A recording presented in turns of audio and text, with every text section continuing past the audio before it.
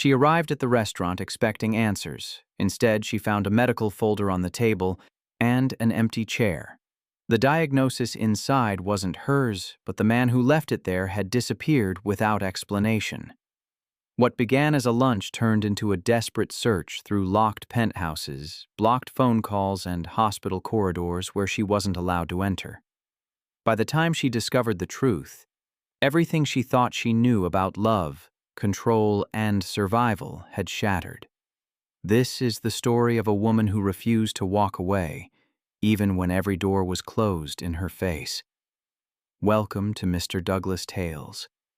May wisdom guide your choices, courage strengthen your heart, and love find you even in the darkest moments. If this story moves you, a like and subscription would mean the world. It helps us bring more powerful tales to life. Now let me tell you how a single envelope changed everything. The folder landed between the water glass and her untouched plate, cream-colored. Medical logo embossed on the corner. Still sealed. She didn't reach for it. The waiter approached, slowed, redirected to another table without asking if they needed anything. Across from her, the chair stayed empty. She checked her phone. No messages. She set it face down. The folder sat there. She could see the edge of paper inside through the translucent material. Outside the window, valets moved between cars. A black sedan pulled up. Wrong model. She looked back at the table. Her hand moved toward the folder, stopped halfway. Her fingers touched the edge of the water glass instead. Condensation wet her fingertips. She pulled back. The waiter circled past again. This time he didn't slow. She picked up the folder. The seal broke easily. Inside, 3 pages clipped together. Letterhead at the top. Her name typed below it. Below that, rows of numbers, ranges, highlighted sections. She read the first line. Read it again. Set the folder down exactly where it had been. Her phone buzzed. She turned it over. Running late. Order without me. She looked at the empty chair, at the folder, at the door where he should have walked through 20 minutes ago. She stood, left the folder on the table, left her phone beside it, walked past the host stand without stopping. Outside, the valet stepped forward. She shook her head, kept walking. The elevator opened on the 34th floor. She stepped out into the hallway. Marble, recessed lighting, a single door at the end with a brass number plate. She knocked, waited, knocked again, harder. The door opened. Not him. A woman in a dark suit, security detail. She recognized the posture. He's not taking visitors. I'm not a visitor. The woman didn't move. Tell him I'm here. He's aware. The door started to close. She put her hand against it. The woman's expression didn't change, but the pressure against the door increased. He left this at lunch. She held up nothing. Realized the folder was still at the restaurant. He left without explaining. I can't help you. The door closed. She stood there, her hand still raised where the door had been. Down the hall, the elevator chimed. She didn't turn around. She knocked again. No answer. She tried the handle. Locked. Her phone buzzed in her pocket. She pulled it out. Need some time. Stay at the hotel. She typed back. What does the diagnosis mean? 3 dots appeared. Disappeared. Appeared again. We'll talk later. She called. It rang once, then went to voicemail. She called again. Straight to voicemail this time. The security woman opened the door again. Same position. Same expression. You need to leave. I need to talk to him. That's not possible right now. Why not? The woman said nothing. Huh. Is he sick? Is that what the results mean? I can't discuss. I'm not asking you to discuss anything. I'm asking to see him. No. The door closed again. She stood there longer this time, listening. No sound came from inside. The elevator chimed again behind her. She walked back down the hall, pressed the button, waited. The doors opened. A man in a suit stepped out. medical bag. He nodded at her, kept walking toward the penthouse door. The door opened before he knocked. She caught a glimpse inside. Wide windows. City view. Someone standing with their back to the door. Then it closed. The elevator doors started to shut. She stepped in just before they met. The hotel room was on the 14th floor. Not the penthouse. Not even the same building where he stayed. She stood at the window. Across the skyline, she could see the other tower. Count up to the 34th floor. No lights visible from this distance. Her suitcase sat by the door, still packed from this morning. She'd planned to stay one night, meet him for lunch, go over the results together, fly back in the evening. Her phone sat on the desk, silent. She checked it anyway. Nothing. She opened her email, scrolled through, stopped at one from 3 days ago. Lab results ready Friday. I'll have them sent to Giovanni's. Meet you at noon. She read it twice. He'd known the results would be ready, had them sent to the restaurant, hadn't shown up. She closed the email, opened her messages, typed, I need to understand what's happening. Deleted it. Typed, please call me. Deleted that too. Set the phone down. Walked to the bathroom, turned on the shower, stood under the water until it ran cold. When she came out, her phone was ringing. She grabbed it. Unknown number. Hello? This is Dr. Reichman's office. We're calling to confirm your follow-up appointment Monday at 9. I haven't made a follow-up appointment. It was scheduled this afternoon. By, papers rustled. By a Mr. Ashford? She sat down on the edge of the bed. What kind of follow-up? I'm not able to discuss details over the phone, but the appointment is marked urgent. We'd prefer not to reschedule. Monday, 9 a.m. Correct, at our downtown facility. I'll be there. The line went dead. She looked at her phone. No messages from him, no calls. He'd scheduled a follow-up. Urgent. Without asking her, without explaining. She pulled up his number. Her thumb hovered over the call button. She set the phone down instead, stood. Walked back to the window. The other tower was dark now, or maybe just too far away to see clearly. She pressed her forehead against the glass. Cool, solid. Below, traffic moved through intersections. People crossed streets. The city continued. Her phone buzzed. She turned. Stay until Monday. Appointment is important. We'll talk after. She picked up the phone, typed, we need to talk now. The message showed as delivered. Read. No response. She waited. 5 minutes. 10. Nothing. She set the phone face down on the nightstand, turned off the lamp, lay in the dark, listened to the hum of the ventilation system, the distant sound of a siren, footsteps in the hallway outside, passing by. She didn't sleep.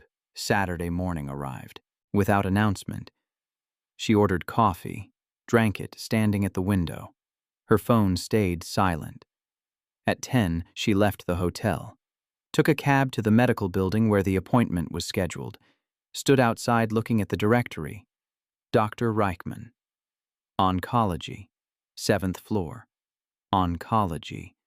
She went back to the hotel, spent the afternoon searching the name on her laptop. Publications, speaking engagements, clinical trials, all cancer research. She closed the laptop, opened it again, searched the numbers from the folder, the ranges, what they meant. Stopped reading after the 3rd article. Her phone rang at 6. Unknown number, again. She answered. This is Dr. Reichman. I understand you have questions about Monday's appointment. I didn't know it was oncology. Yes, I apologize for the confusion. I was asked to reach out personally. Asked by who? A pause. I'm not at liberty to discuss the details of how the appointment was arranged, but I can confirm it's in your best interest to attend. Is it my results, the ones from the folder? I really can't discuss specifics over the phone. Just tell me if I'm sick. Monday, 9 a.m. We'll go over everything then. I need to know Monday. The line went dead. She sat on the bed, phone in her hand, called him, voicemail, called again, voicemail. She threw the phone onto the other bed. It bounced, landed face up. She stared at it. It didn't ring. Sunday she didn't leave the room. Ordered food she didn't eat. Made coffee she let go, cold. Tried his number 6 times. Each time, voicemail. She pulled up the clinic's website, read every page. Staff bios, treatment options, patient resources. Closed it. Opened her photos. Scrolled back. Stopped at one from 2 months ago. Both of them. His arm around her shoulders. Restaurant background. She was laughing at something off camera. She zoomed in on his face. Tried to see if there had been anything different. Any sign. She couldn't tell. Closed the photo, deleted it. Felt sick. Restored it from recently deleted. Set the phone down. At midnight, a message arrived. Car will pick you up at 8:30. Driver knows where to go. She typed, "Why won't you talk to me?" No response. She lay down. Still dressed. Lights still on. Woke to her alarm at 7. Showered. Dressed. Stood in front of the mirror. She looked the same as Friday. Felt completely different. At 8:30 her phone buzzed. Car is here. She went downstairs. Black sedan. Driver in a suit. He opened the door without speaking. She got in. The car pulled into traffic. She watched the city pass. Recognized the route to the medical building. Her phone buzzed. Good luck today. From him. She stared at the message. Typed, "Come with me." The message showed as delivered, not read. The car stopped in front of the building. The driver opened her door. She got out. The car pulled away immediately. She stood on the sidewalk. People moved around her, into the building, out of it. She went inside. The 7th floor. Waiting room was smaller than she expected. 6 chairs, a desk, a woman typing. She approached the desk. "I have an appointment with Dr. Reichman, 9 o'clock. The woman checked her screen. "Name?" She gave it. "Have a seat. She'll be with you shortly." She sat. The chair was stiff, vinyl, cold through her pants. Across from her, a man read a magazine. Didn't look up. To her left, an older woman stared at her phone. The clock on the wall ticked past 9. 9:15. 9:30. The door beside the desk opened. "Come on back." She stood. Followed a nurse down a hallway. White walls, fluorescent lights, the smell of antiseptic. They stopped at a room. Door open. "Dr. Reichman will be right in." The nurse left. She sat in the plastic chair. The exam table had fresh paper. A computer sat on a small desk. Pamphlets in a rack on the wall. Support groups, treatment options, financial assistance. She didn't touch them. The door opened. A woman in a white coat, 40-something. Dark, hair pulled back, tablet in hand. "Thank you for coming in." She nodded. The doctor sat. Pulled up a file on the tablet. Read for a moment. "I've reviewed your blood work from last week. The markers we discussed." "I didn't discuss anything." The folder was left at a restaurant. The doctor looked up. "You didn't review the results with anyone?" "No." A pause. "I see. I apologize. There seems to have been a miscommunication about how this was handled." "What do the results mean?" The doctor tapped the screen, turned the tablet around. Numbers, highlighted sections, the same pages from the folder. "These levels indicate aggressive cellular activity. Given your symptoms over the past few months." "What symptoms?" The doctor stopped. "The fatigue, the weight loss, the night sweats." "I haven't had any of that." The doctor's expression shifted. She pulled the tablet back, scrolled up. "According to the intake form submitted last week." "I didn't submit an intake form." The doctor stopped scrolling, looked at her, looked back at the screen. "Who scheduled this appointment?" "Someone named Ashford." The doctor set the tablet down. "Excuse me a moment." She left. Through the door, voices. Low. Urgent. The doctor came back. Another woman with her, older, administrator's badge. "I'm very sorry. There's been an error in our system. These results aren't yours." "What?" "The blood work was labeled incorrectly." We're investigating how that happened. So I'm not sick? We don't have your blood work on file at all. This appointment shouldn't have been scheduled. She stood. Someone scheduled it. Someone sent those results to a restaurant where I was meeting someone. Someone called and confirmed it was urgent. The administrator stepped forward. We're taking this very seriously. If you'd like to file a complaint, I want to know whose results those are. I'm not able to share that information. Why not? Privacy regulations. She looked at the doctor. You said, aggressive cellular activity. The doctor glanced at the administrator. I can't discuss another patient's results. Is it cancer? No answer. Is someone dying? The administrator moved toward the door. We'll be in touch regarding this error. For now, I need to ask you to leave. Not until you tell me whose results those are. I'm not able to do that. Then I'm not leaving. The administrator's expression hardened. Security can escort you if necessary. She didn't move. The administrator lifted a phone, pressed a button. The doctor touched her arm. Please, I'm sorry this happened, but we can't help you. She looked at the tablet, still showing the results, saw the patient ID number at the top, memorized it, turned and walked out before security arrived. She made it to the elevator before her hands started shaking, pressed the button, pressed it again. The doors opened. She stepped in, pressed lobby. The doors closed. Her reflection stared back from the metal surface, distorted, unfamiliar. The results weren't hers. Someone had submitted an intake form in her name. Someone had scheduled an urgent oncology appointment. Someone had sent results to a restaurant where she'd be waiting. The elevator doors opened. She walked through the lobby, out to the street, pulled out her phone, called him. Voicemail. She tried again. Voicemail. Typed. I know. Sent it. Stood on the sidewalk, watched the screen. Delivered. Read. 3 dots appeared. Disappeared. Her phone rang. His number. She answered. What do you know? His voice. Calm. Even. The results aren't mine. Silence. They're yours. More silence. Then, where are you? Outside the clinic. Stay there. The line went dead. She stood. People passed. Traffic moved. 15 minutes later, the black sedan pulled up.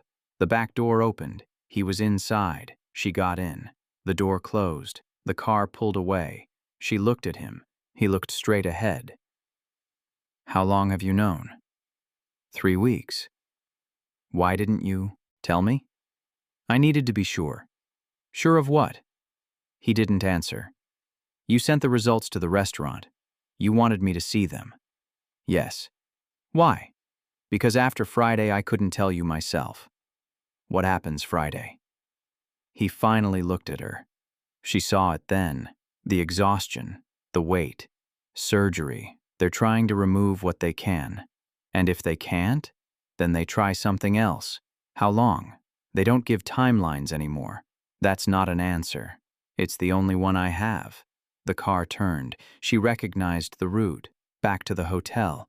You scheduled that appointment to tell me without telling me. I thought it would be easier. For who? He didn't answer. The car stopped. The driver opened her door. She didn't move. I need you to do something, he said. What? He handed her an envelope. Heavy, official looking. Don't open it until Wednesday. What is it? Everything you need. For what? After. She took the envelope. It was heavier than it looked. I'm not leaving, she said. Yes, you are. No. He looked at her. This isn't a discussion. You don't get to decide that. I already have. The driver stood waiting. Door open. She got out, turned back. I'll be at the hospital Friday. No. You can't stop me. Security won't let you in. Then I'll wait outside. He reached for the door handle. She grabbed it, held it open. Why are you doing this? Because it's easier if you're not there. For you. Yes. What about what's easier for me? He pulled the door closed. The car pulled away. She stood holding the envelope, watching the sedan disappear into traffic. Wednesday arrived slowly. She'd stayed in the hotel room, ordered food, didn't eat, tried to sleep, couldn't. The envelope sat on the desk. She'd picked it up 17 times, set it down 17 times. At noon, she opened it.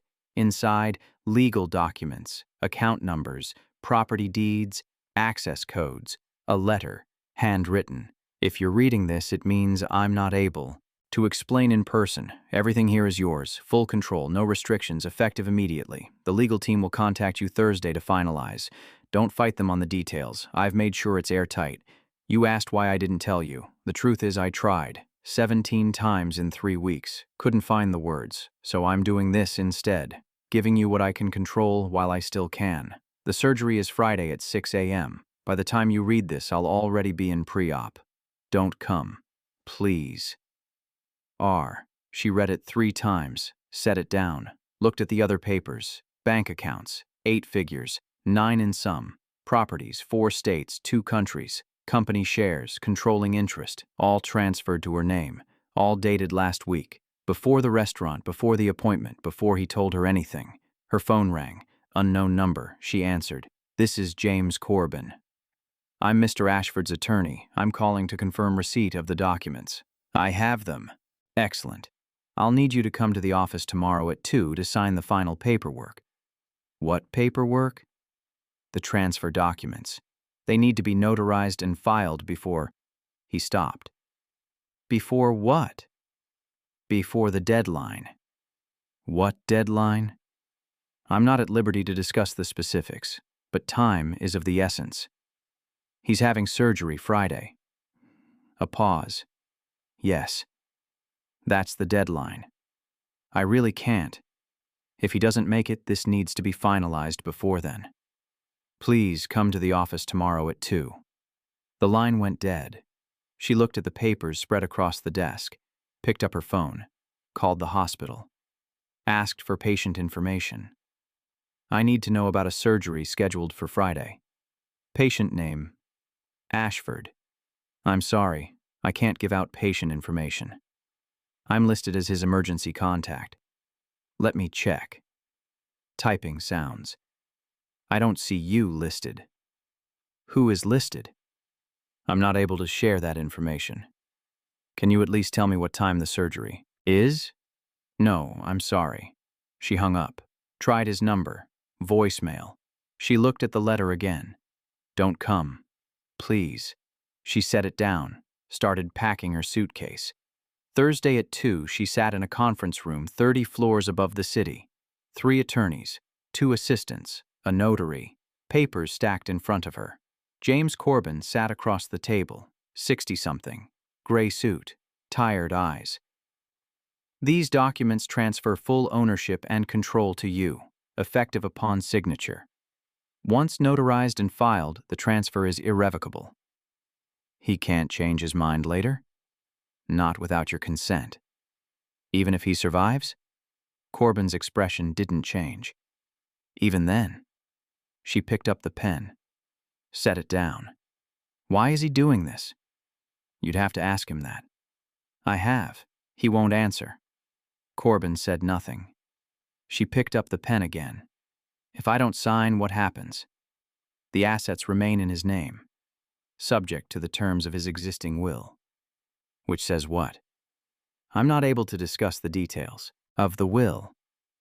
Am I in it? I'm not able to discuss that either. But this supersedes the will? Yes. She looked at the papers. 50 pages, maybe more. I need time to read these. Of course. Take as long as you need. She started reading. 2 hours later, she signed. The notary stamped each page. The assistants collected everything. Disappeared. Corbin stood. I'll file these this afternoon. By tomorrow morning, everything will be official. What happens if the surgery goes wrong? Then you control everything. No probate, no waiting, no contest. And if it goes right? Then you still control everything. Like I said, irrevocable. She stood, shook his hand. He asked me to give you this if you came. Corbin handed her a small envelope, different from the first, personal stationery. She took it, didn't open it until she was back in the hotel. Inside, a single sentence. Thank you for not fighting me on this. Below it, a phone number. She dialed. It rang 4 times. Hello? Woman's voice. Professional. Clipped. I'm calling about a surgery tomorrow. Who is this? Someone who needs to be there. I'm sorry. The patient has requested no visitors before or during the procedure. I'm not asking permission. Then I'm telling you that you won't be allowed in. Security has explicit instructions. What happens if something goes wrong?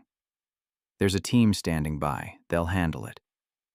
That's not what I meant. I know what you meant, and the answer is you'll be notified, but not until after. After what? After we know. The line went dead. She sat on the bed, looked at the clock. 6:47 p.m. The surgery was in 11 hours. She opened her laptop, searched the hospital, found the surgical wing, visiting hours, security protocols, closed the laptop, packed a bag, left the hotel at midnight. The hospital parking lot was mostly empty at 4 a.m. She parked in the visitor section, walked to the main entrance, locked. A security guard sat inside. He shook his head, pointed to the emergency entrance. She walked around. Those doors opened automatically. Inside, fluorescent lights, antiseptic smell, a different guard at a desk. Visiting hours start at 8. I'm not visiting. I'm waiting. Waiting for what? A surgery. It starts at 6. Family? Yes. He looked at her, looked at his computer. Name of the patient, she told him. He typed, frowned. You're not on the approved list. I know. Then I can't let you past this desk. I'm not trying to go past it. I just want to wait. He gestured to a row of plastic chairs. You can sit there. She sat. The guard went back to his computer. She watched the clock. See, 4:17, 4:23, 4:36. At 5:30, activity increased. Staff arriving, doctors in scrubs, nurses with badges. She stood, walked toward the elevators. The guard looked up. Ma'am, you can't go up there. I'm just looking. I need you to sit back down. She returned to the chair. At 5:50, her phone buzzed. He's in pre-op.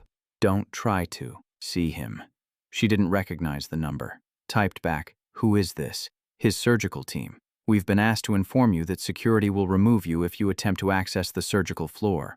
She put her phone away. Stood. The guard stood too. Ma'am, I need air. Exit is behind you. She walked outside. Cold morning. Dark. Streetlight still on.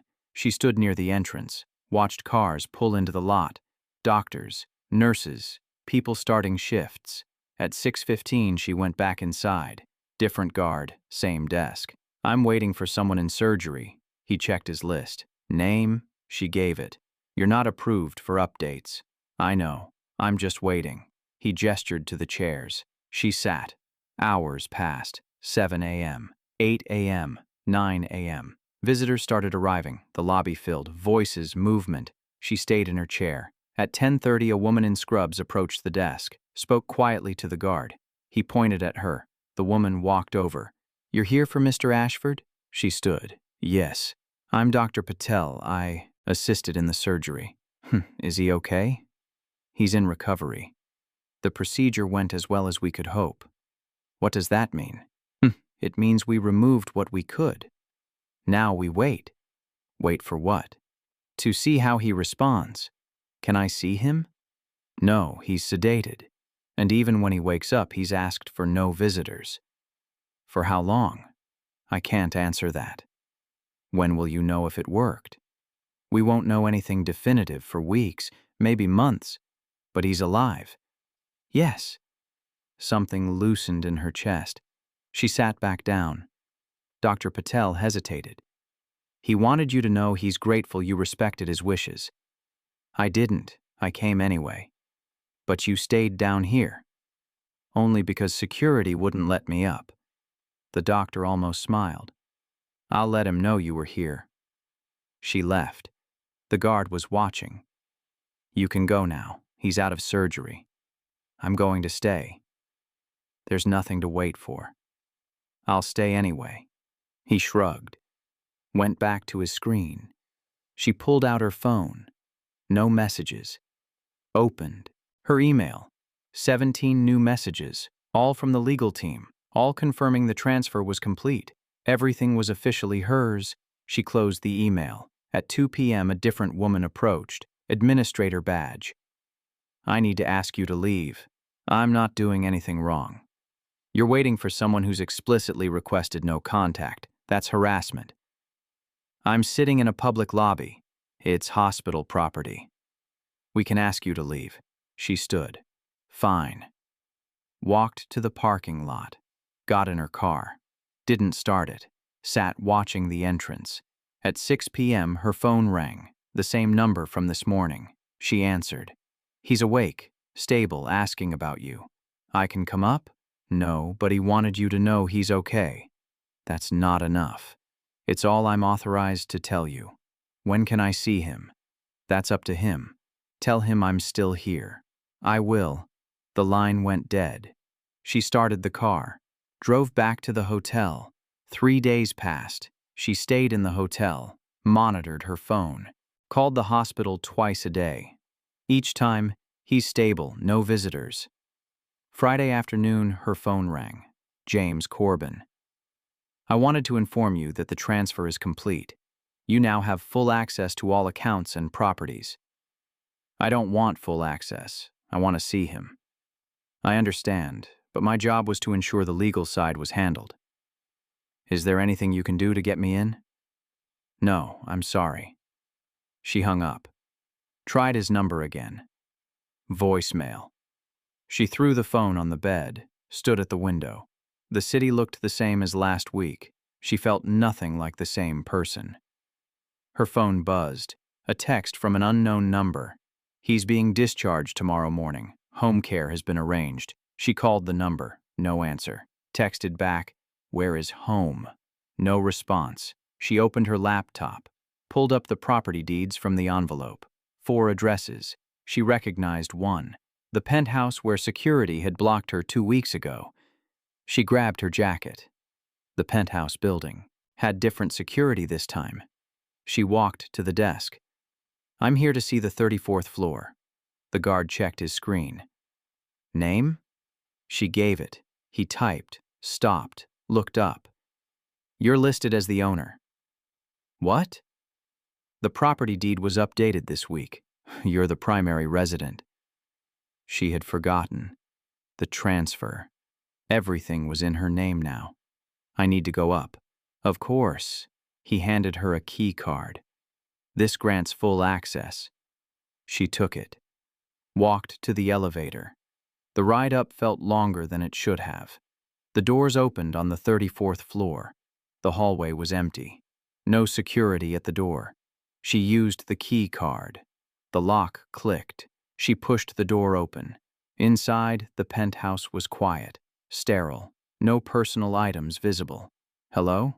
No answer. She walked through. Living room, kitchen, office, all empty. A bedroom door was closed. She knocked. Come in. His voice, weak, but his. She opened the door. He was in bed, propped up with pillows, pale, thinner than 2 weeks ago. You're not supposed to be here. You made me the owner. I can go anywhere I want. He almost smiled. Loophole. She sat in the chair beside the bed. How are you? Alive. That's not an answer. It's the best one I have. She looked at him. Really looked. The exhaustion was worse, but he was awake. Present. The doctor said it went well. As well as it could. What does that mean long term? They don't know. More scans in a month. More tests. Then we see. We? He looked at her. Figure of speech. No, it's not. He was quiet for a moment. I didn't want you involved in this. You involved me the second you sent those results to the restaurant. I thought it would be cleaner if you just knew. No explanation. No details. That's not cleaner. That's cruel." He closed his eyes. "I know. Why did you transfer everything? Because if I didn't make it, I wanted you taken care of. And if you did make it, then you'd have the choice to stay or leave without worrying about money." She stood, walked to the window. The city sprawled below. "You thought I'd leave? I thought you'd want the option." She turned. "Did you want me to leave? I wanted you to be free. That's not what I asked." He opened his eyes, looked at her. "No, I didn't want you to leave." She came back, sat down. "Then why make it so easy? Because if this gets worse, watching it won't be easy. And I didn't want you to feel trapped." She took his hand. It was cold. "I'm not trapped. You say that now. I'll say it later, too." He looked at their hands. "You don't know that. Neither do you." They sat in silence. Outside, the sun was setting. Orange light through the windows. "I'm staying," she said. "You don't have to. I know. The home care team comes twice a day. You don't need to be here." "I didn't say I needed to. I said I'm staying." He didn't argue. She stood. "I'm going to make tea." "I don't want tea." "Then I'm making it for me." She left the bedroom. Found the kitchen. It was spotless, professional, clearly unused. She opened cabinets until she found mugs, a kettle. While the water heated, she looked around. This was hers now, legally, officially. She didn't want it. The kettle whistled. She poured water, found tea bags, carried a mug back to the bedroom. He was asleep. She set the tea on the nightstand, sat in the chair, watched him breathe. It was steady, even. She pulled out her phone, put it on silent, settled into the chair. She'd stay until he woke up. Then she'd stay longer. The next 2 weeks fell into rhythm. Morning. The home care nurse arrived at 8, checked vitals, administered medication, left by 9. Afternoon. She brought him food he barely touched.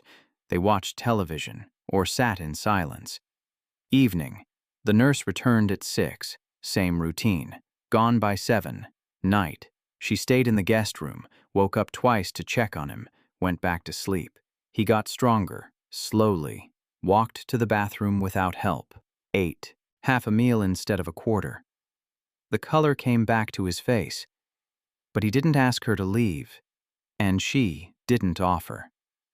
3 weeks after the surgery, Dr. Patel came to the penthouse. She listened to his heart, checked the incision, asked questions. "How's the pain?" "Manageable." "Energy levels?" "Better than last week." "Any nausea?" "Not since Tuesday." Dr. Patel made notes, looked at him. "You're healing well. What's the timeline for scans?" 2 more weeks. We'll do a full workup then. And if they're clear? Then we monitor. Regular checkups. No promises. But possible? Possible. After the doctor left, he sat on the couch, stared out the window. She sat beside him. 2 weeks, he said. "I heard. What happens if the scans are bad?" "We deal with it." "We?" "Yes." He looked at her. "You keep saying that. Because I mean it. You don't have to stay out of obligation." "I'm not." "Then why?" She was quiet for a moment. "Because when you sent those results to the restaurant, you were terrified. And instead of letting me help, you tried to push me away. I was trying to protect you." "From what?" "From watching me die." "And what if you don't?" He didn't answer. "You transferred everything to me because you thought you were dying. But you're not. Not yet. Maybe not ever." "Maybe." "So what happens now?" "I don't know." She stood. "Then we figure it out. Together." He watched her walk to the kitchen. Didn't argue. The scans were scheduled for a Tuesday. She drove him to the hospital, waited in the lobby while they ran tests. 3 hours later, he came out. "How do you feel?" Radioactive. They went back to the penthouse. Dr. Patel called on Thursday.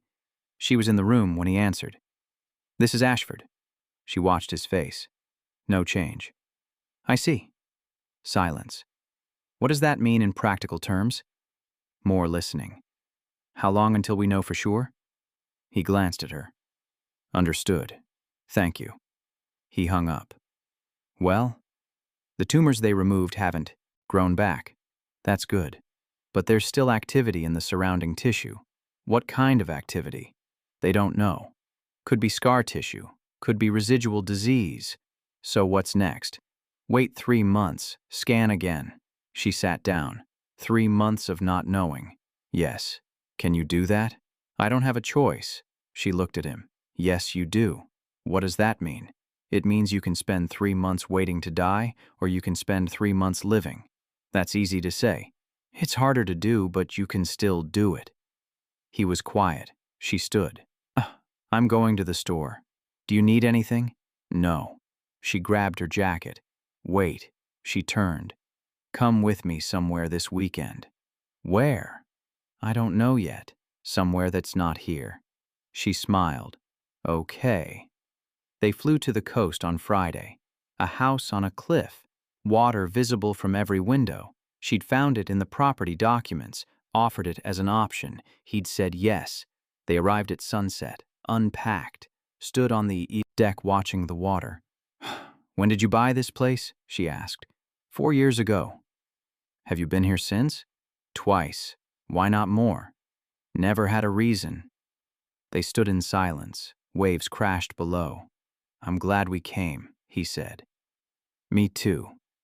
Saturday they walked on the beach, slowly. He tired easily. They stopped halfway back, sat on a piece of driftwood.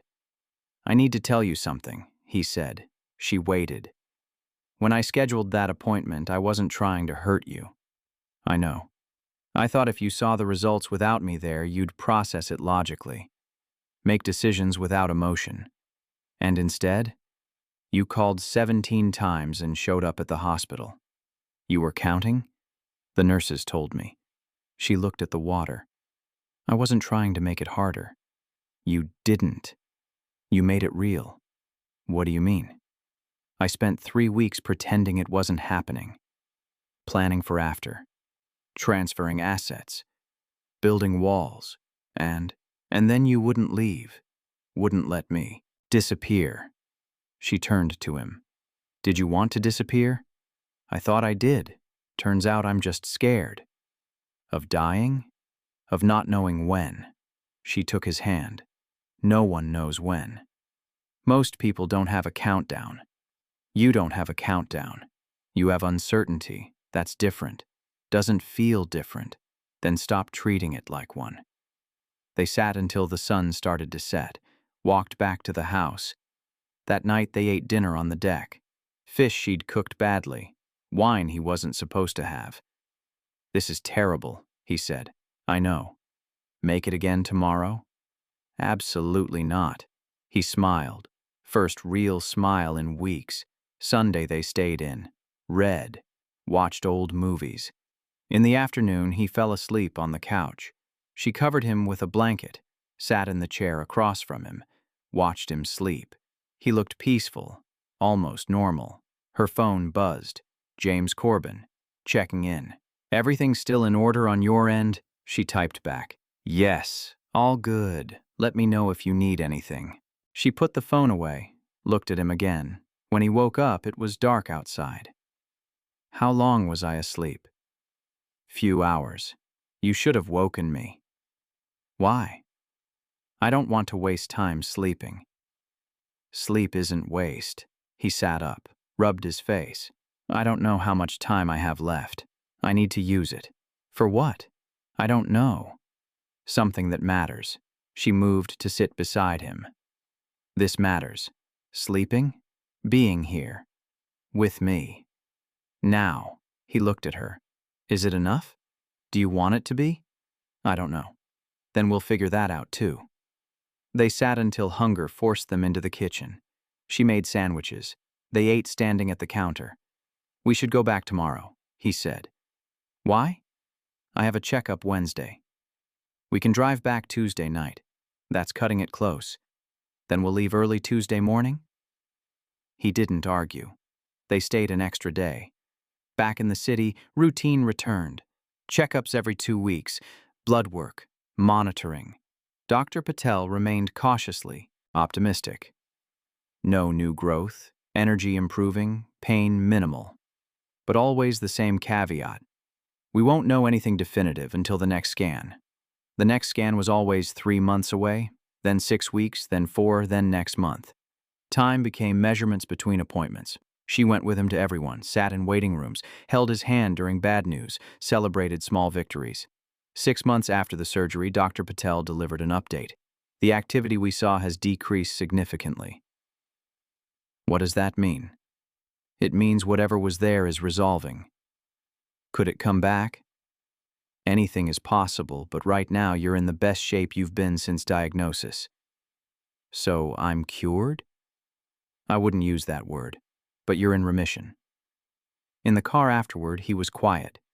She drove, didn't push. Back at the penthouse, he stood at the window.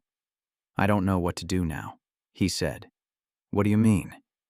I've spent 8 months preparing to die. Now I'm not. So stop preparing. Start living. It's not that simple. Why not? Because I gave everything away, built my life around an ending that isn't coming. She came to stand beside him. You didn't give everything away. You transferred control. That's different. Legal semantics. No, it's a choice. You can take it back whenever you want. You'd give it up? If that's what you needed. He looked at her. What if I don't know what I need? Then we figure it out, same as we've been doing. You keep saying that, because it keeps being true. He was quiet for a long moment. Then, I want to try something. What? Living like this isn't temporary, okay?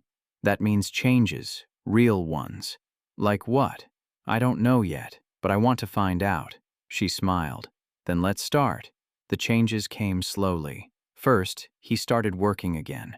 A few hours a day, then more. She watched him come alive in ways he hadn't in months. Second, he started planning, not for death, for projects, investments, futures that extended beyond scans.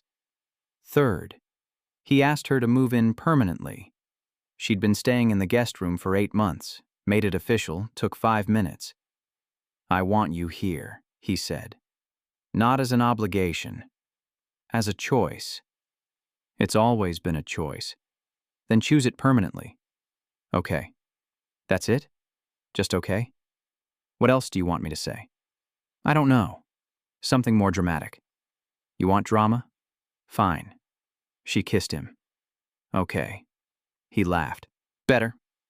A year after the surgery, the scans came back clean. Dr. Patel used the word remission again. This time he believed it. They celebrated with dinner. Nothing fancy. Take out on the couch. I need to tell you something, he said. What? The transfers. I want to reverse some of them. She set down her food. Why? Because I'm not dying, and you shouldn't have to manage everything alone.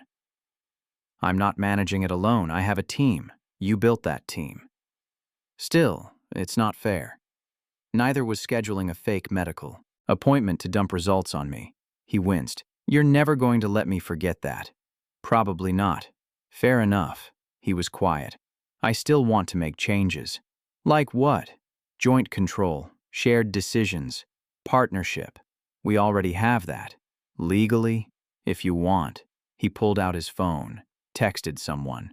What are you doing? Calling Corbin, setting up a meeting. Now? No time like the present. She laughed. You're serious? I've wasted enough time being scared. I'm done with that. What are you now? He looked at her. Certain. The legal changes took 3 weeks. Joint ownership, equal control, true partnership. When Corbin presented the final documents, he looked between them. You're sure about this? Yes, they said together. Because this is significantly more complicated to undo than the original transfer.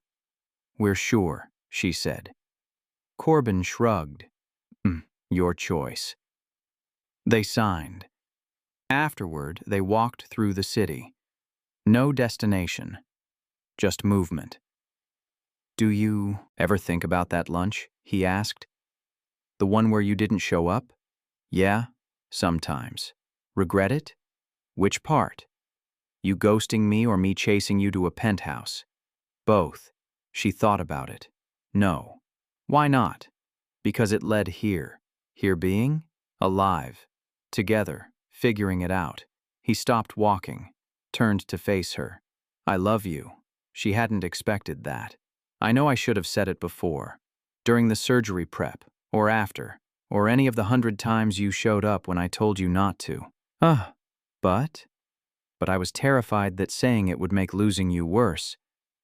And now I'm more terrified of not saying it." She stepped closer. "I love you too. Even after the restaurant disaster. Especially after. That makes no sense. Neither does transferring millions to someone before you're dead. But you did it anyway." He smiled. "Fair point." They kept walking. The city moved around them. People, traffic, life continuing.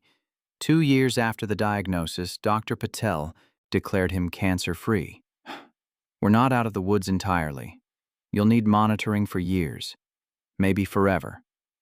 But for now you're healthy. And that's more than we hoped for 2 years ago." They left the hospital, stood on the sidewalk. "What now?" she asked. "I don't know." "Good." "Good? It means we get to decide without a countdown." He looked at the sky. Clear, blue, ordinary. "I want to go back to the coast." "When?" "This weekend. And the one after. And maybe just move there." "You want to leave the city?" "I want to stop living like I'm waiting for something to end." "Is that what the city feels like?" "The penthouse does." She understood. They sold it 3 months later, moved permanently to the coast house, started over, not from nothing. They had resources, security, options, but they started fresh. New routines, new rhythms, morning walks on the beach, afternoon work sessions, evenings on the deck. Simple, quiet, intentional. One morning, 5 years after the restaurant, she found him in the kitchen. He was making coffee. She sat at the counter, watched him move through the space. Comfortable, healthy, present. "What are you thinking?" he asked. "That you never came back." "What?" "To the restaurant. That day. You never came back." He poured coffee, handed her a mug. "No, I didn't." "Good. Good." The person who would have shown up that day was scared, hiding, running. "And now? Now you're here." He sat beside her. "So are you." "I wasn't going to be. I packed my bag that night, ready to leave." "What stopped you?" "I realized you weren't pushing me away because you didn't care. You were pushing me away because you did." "Sounds complicated." "It was, but I stayed anyway." "No regrets?" "None." They drank coffee in silence. Outside, waves crashed. Inside, everything was still. He set his mug down. "I need to tell you something." "What?" "I scheduled a scan for next week. Just routine, but I wanted you to know." "Do you want me to come?" "Always." "Then I will." It wasn't dramatic, wasn't a moment, just a choice, made again. Like all the other choices that led here, the scan came back clear, like the one before and the one before that. Life continued, not perfect, not without fear, but together, and that was enough. Years passed, the checkups became annual, then biannual. The fear faded, not gone, never completely gone, but manageable. They built a life around uncertainty, found peace in impermanence. One afternoon, she found an old envelope in a drawer, the first one, from the hotel room. She opened it, read the letter again. "Don't come, please." She smiled, set it back in the drawer. That night, they sat on the deck. "Do you remember the restaurant?" she asked. "How could I forget?" "Do you wish you'd handled it differently?" He thought about it. "No." "Really?" "If I'd handled it differently, you might have left. I gave you every reason to." "But I didn't." "No, you didn't." They watched the sunset. Orange, Pink, purple, ordinary, beautiful. I'm glad the diagnosis was placed on the table, she said. He looked at her. That's a strange thing to be glad about. Not the diagnosis itself, but what came after. What came after was surgery and uncertainty and years of waiting. And also this. Us. Here. He reached for her hand. Yeah, I guess it did. The sun disappeared below the horizon. Darkness came. They stayed on the deck. Together. Morning arrived with light through the bedroom window. She woke first, watched him sleep, still here, still breathing, still alive. She got up quietly, made coffee, carried it to the deck. The ocean spread out forever, no endings visible, just horizon. Behind her, the door opened. He joined her, his own coffee in hand. They stood side by side, not talking, not needing to. Everything they'd survived had led here, to this moment. Ordinary, unremarkable, perfect. The coffee grew cold. The sun climbed higher. Life continued, and they continued with it. You enjoyed this story? Subscribe to Mr. Douglas Tales, where powerful stories unfold one moment at a time.